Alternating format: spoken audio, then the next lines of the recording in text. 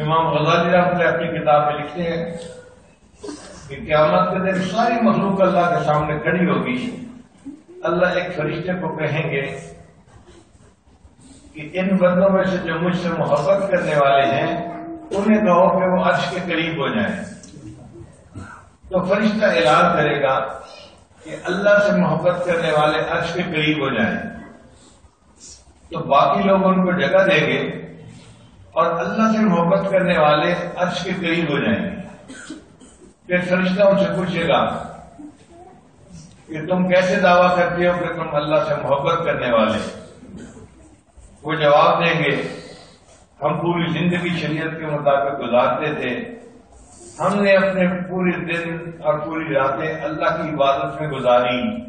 ہم نماز پڑھتے تھے، تلاوت کرتے تھے، ہم اللہ کے راستے میں جہاد کرتے تھے.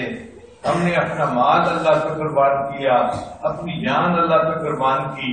ہم تو اللہ کے دیدار کے انتظار میں زندگی گزارتے تھے، اور اب جب موقع آیا ہے تو بس اب ہم عرش کے قریب ہو گئے ہیں. ہم چاہتے ہیں کہ اللہ ہمیں اپنا دیدار عطا فرما دے.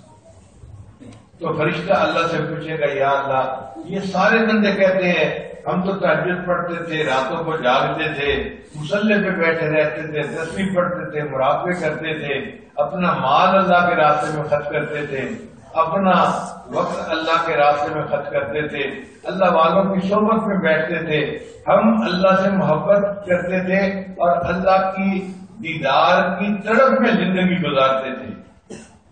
تو اب ہم عرش کے قریب ہو گئے، ہم چاہتے ہیں کہ اللہ ہمیں اپنا دیدار عطا فرمائے.